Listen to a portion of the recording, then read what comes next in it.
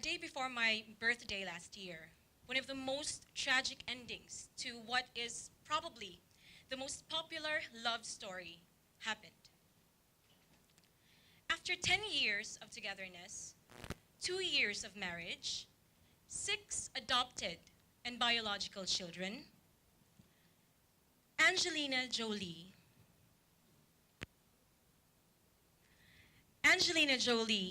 and Brad Pitt divorced. On September 21, 2016, Brangelina was over. Knowing I was a big fan of the couple, my sister, Eliza, PM'd me a message on Facebook saying, "Happy birthday, I'm sorry, walang forever." Naturally, when I learned the news, I felt like my world had ended. I mean, who among you here believe in forever? Raise your hands.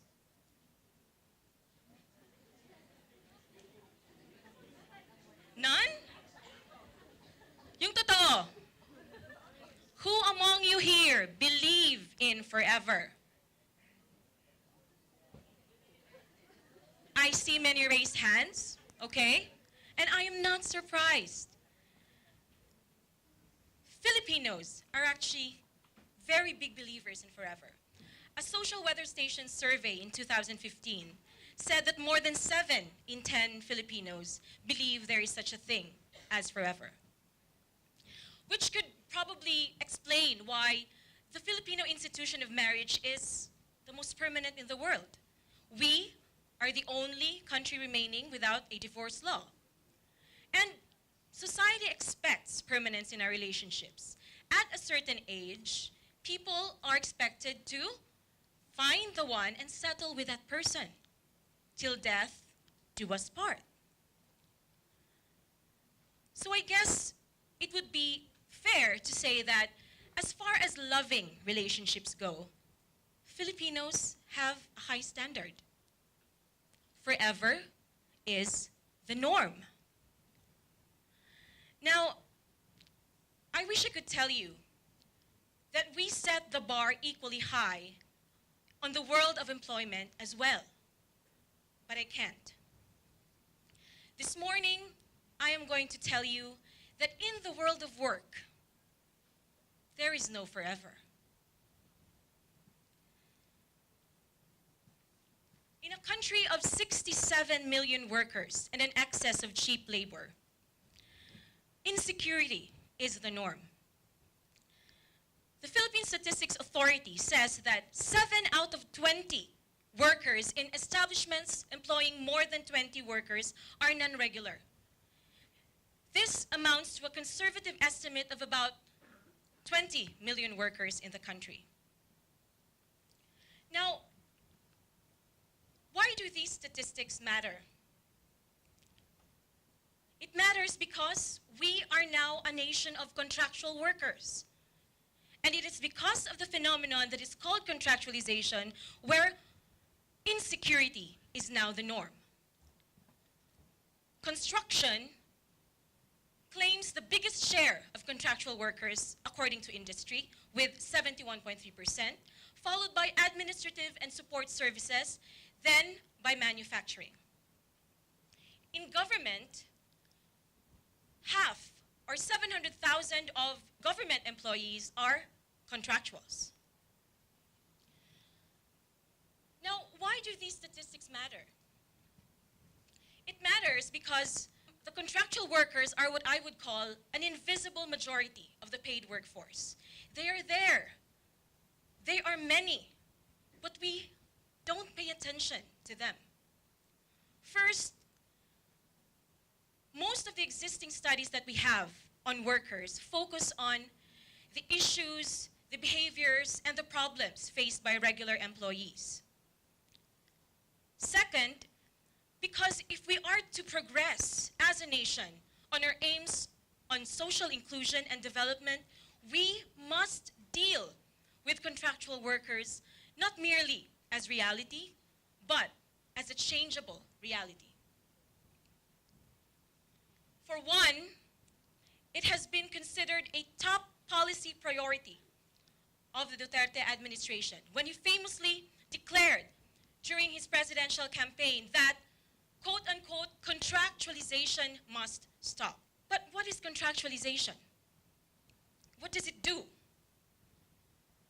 Contractualization is a scheme designed by the employer to prevent an employee from achieving regular status in order to cut back on production costs.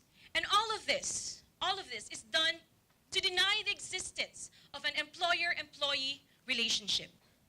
Yes, when it all comes down to it, the issue of contractualization actually boils down to a relationship.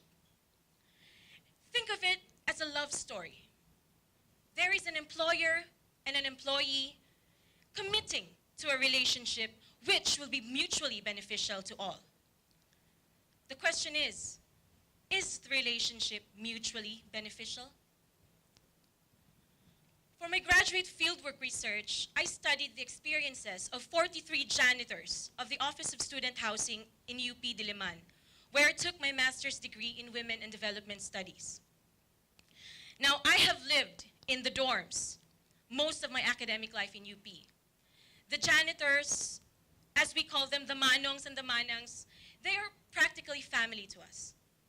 Yet beyond the casual kumustahan, kumusta ka manong, kumusta ka manang, nobody really stops to consider, to ask how they are doing as workers. And that's really the funny thing about work, isn't it? We buy branded apparel, we buy branded clothing, without really stopping to question who made them. We play with our fancy iPhones or expensive smartphones, but we do not even consider that the person who made them could not actually afford them. And this is the case with contractual workers. When we wake up, we see the restrooms tidy, we see the lobby clean, but we never really even recognize that there was someone who maintained all this cleanliness. My research is aimed to determine what goes on in the relationship from the point of view of contractual workers. I wanted to find out contractualization's impact on a worker's identity, sense of belongingness, and perceptions of power. And in this love story that is contractualization, for contractual employees, the heartbreaks are many. And this morning, I am going to discuss at least 3.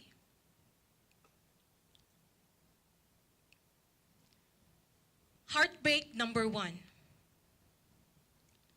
Whether you like it or not, the agency who hired you or the office who hired you will break up with you.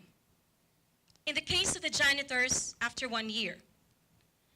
But the experience of contractual workers in UP Diliman, as I found out in my study, were not uniform because there are many types of contractual workers. We have a social ordering of workers in UP Diliman. At the topmost layer are the regular employees.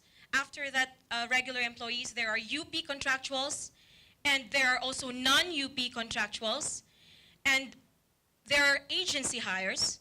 And apart from agency hires, there are also regular relievers, and there are standby relievers.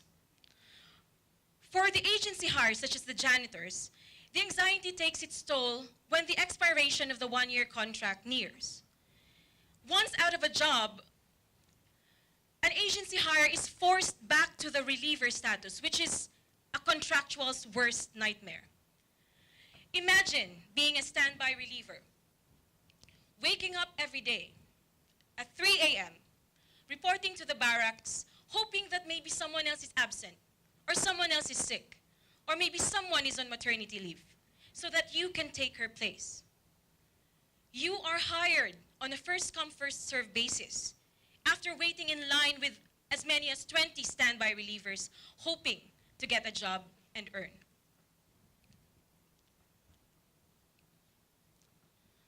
Heartbreak number 2.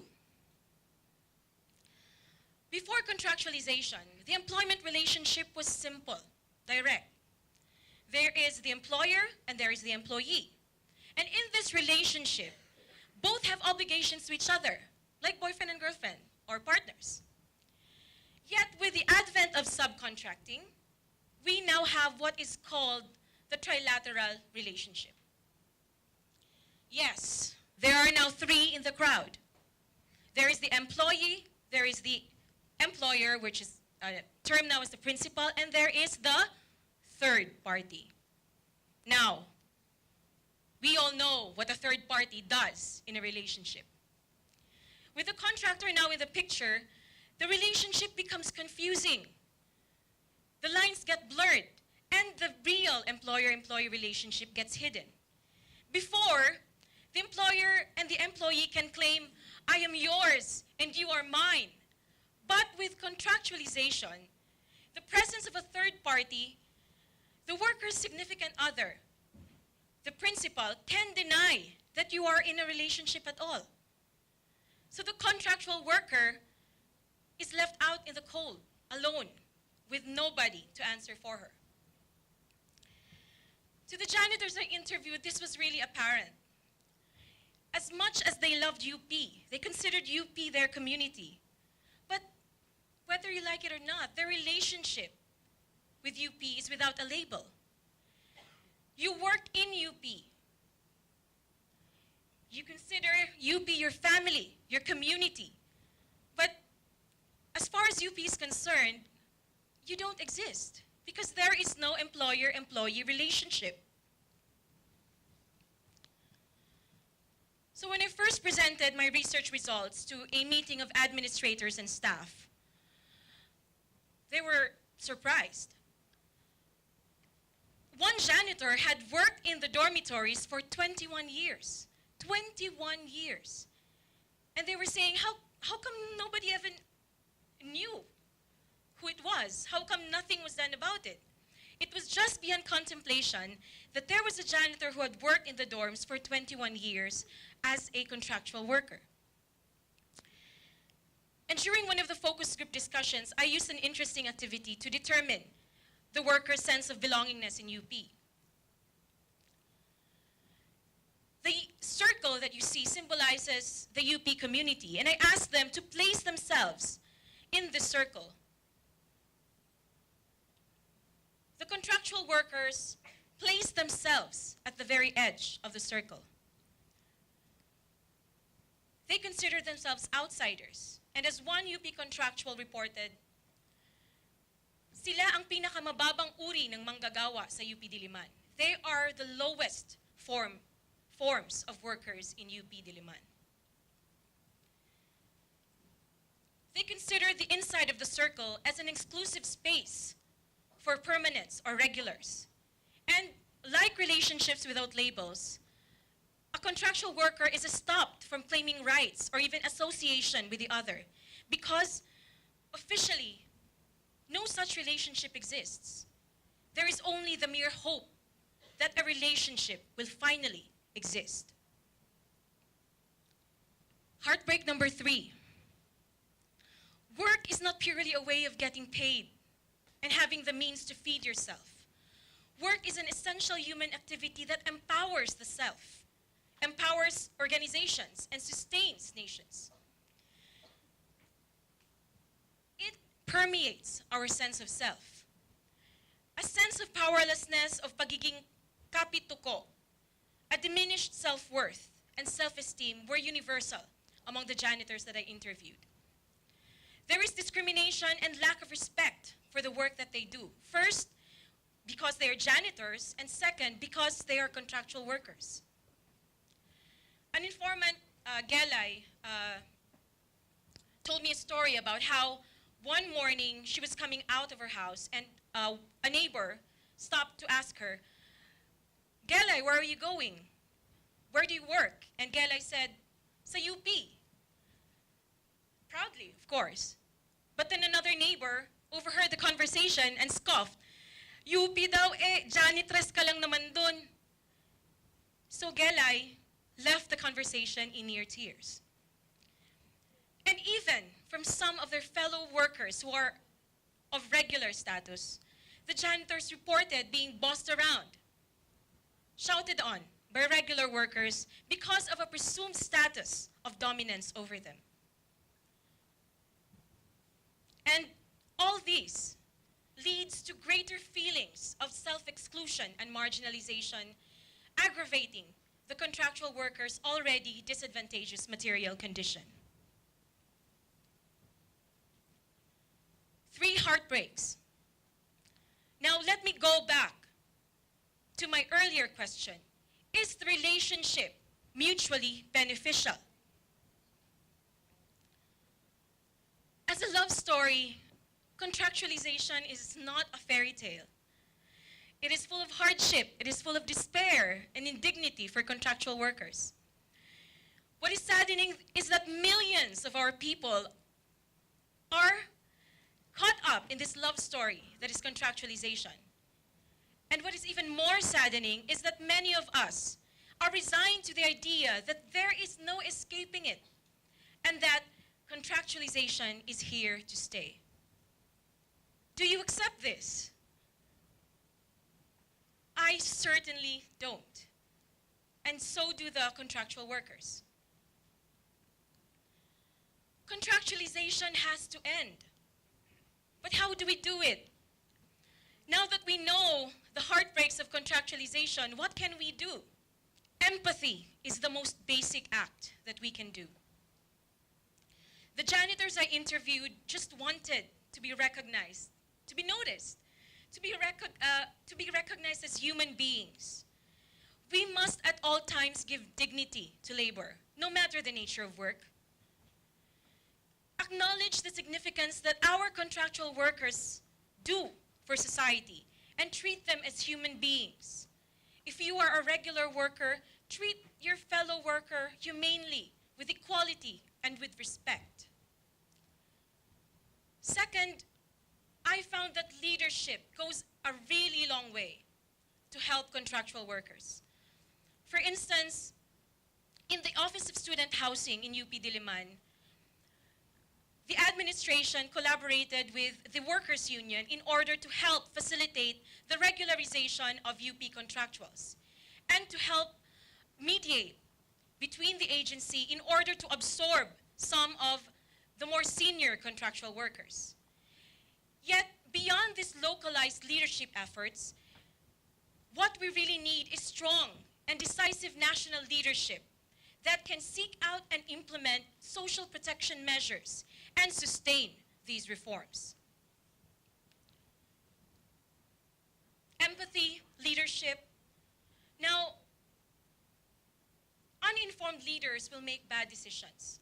And this is where the power of research comes in. As long as leaders do not recognize and fully understand the extent of a social problem, they will not pay attention, nor will they act on it. Let us help invisible contractual workers become visible through our scholarly work. And lastly, our activism and our collective action is indispensable. Ending contractualization requires so many things: amendments to the labor code, full brunt of state enforcement of laws already in place, and it takes an active citizenry to support legislation and mass actions that can diminish or even eradicate the practice of contractualization. Now, will ending contractualization be easy? Of course not. It takes courage to end a relationship. It will take a long time. Promises will be made.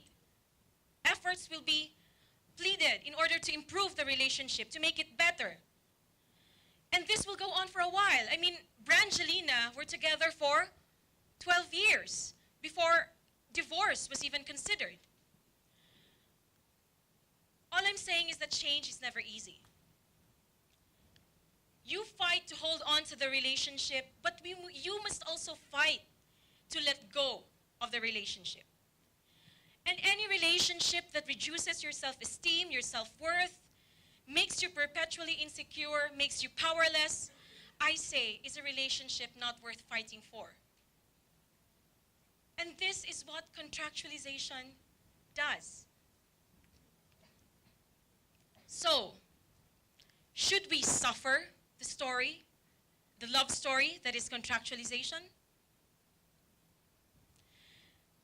In her song, Million Reasons, Lady Gaga said, "Give me one reason to stay."